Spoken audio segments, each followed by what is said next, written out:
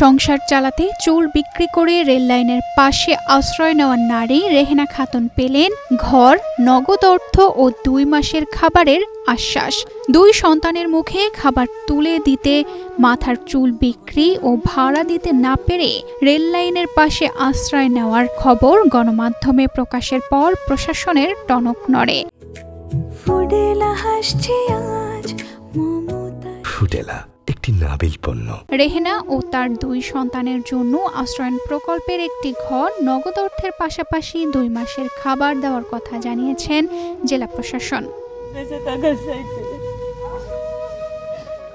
বাগেরহাটের রামপাল উপজেলার সন্তোষপুর গ্রামের রেললাইনের পাশে বাঁশের খুঁটি দিয়ে তৈরি হয়েছিল একটি ঘরের কাঠামো, কিন্তু ঘরটি এখনো পূর্ণাঙ্গ হয়নি। এখানেই 2 সন্তানকে নিয়ে মাথা গোজার স্বপ্ন দেখছেন রেহেনা খাতুন। নেই স্বামী, নেই বসত ভিটা। একদিকে সন্তানদের খাবারের চিন্তা, অন্যদিকে থাকার জায়গার সংকট। 2 দিক সামলাতে গিয়ে দিশেহারা রেহেনা।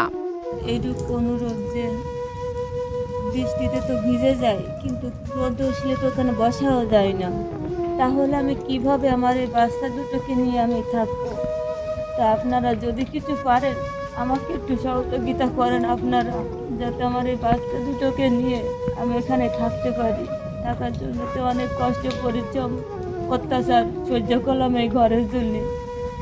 সেই ঘরের যদি এত কষ্ট, তাহলে খেয়ে না খেয়ে বসেই তো আছি সেই ঘরে। তা আপনারা যদি কিছু পারেন আমাকে আপনাদের কাছে তোমার সাহায্য যে আপনি আমাকে এটুকুতে সাহায্য করেন।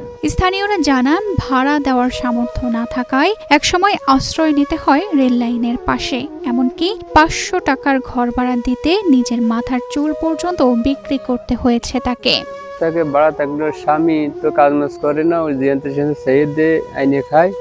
তারপরে স্বামী তো মারধর করার পরে আমাদের এই জায়গায় আক্তারুল মোড়ল, কামাল এবং আব্বাস মেম্বার, টুকু মেম্বার, এনারা সবাই থাকে এই জায়গায় সরকারি জায়গায় তার একটা ঘর বান্ধার পুতা দিয়ে আইছে। এখন এনে তো এই চুল চাইছে, আপনার ঘর ভাড়া টাড়া দিছে। এখন এই ঘর তো ছাতি পাতি যায় না, 2 বাচ্চা এদিকে ঘুরে বেড়ায়। আমার এনে আসে, আমাকে একটু সাহায্য সহযোগিতা করে, আমরা দিই, তাই খাই।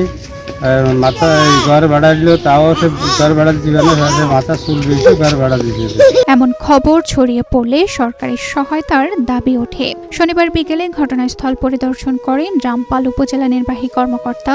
এ সময় রেহেনাকে সরকারি আশ্রয়ন প্রকল্পে একটি ঘর দেওয়ার আশ্বাস দেওয়া হয়, পাশাপাশি দেওয়া হয়েছে 2 মাসের খাবার। তরফ থেকে আপনারা এই বক্তব্য পেয়েছেন যে ওকে আমরা একটা শুকনা খাবার আগামীকালকেই পৌঁছায় দিব, আর পরবর্তীতে আমাদের ইউনো অফিস থেকে এবং ডিসি অফিস থেকে ওকে অর্থ সহায়তা আমরা করব, এবং আপনাদের এখানে আশ্রয়নের যে ঘর আছে, মানে গুচ্ছগ্রামের যে ঘরগুলো আছে, কিছু সরকারি ঘর, ওখানেও তাকে একটা বাসস্থান প্রদানের ব্যবস্থা করছি আমরা। ঘরের আশ্বাস পাওয়ার পর রেহেনার এখন 2 সন্তানকে পড়াশোনা করিয়ে মানুষের মতো মানুষ করার স্বপ্ন। তানজিদা রহমান, ইনায়া, বাংলাদেশ প্রতিদিন।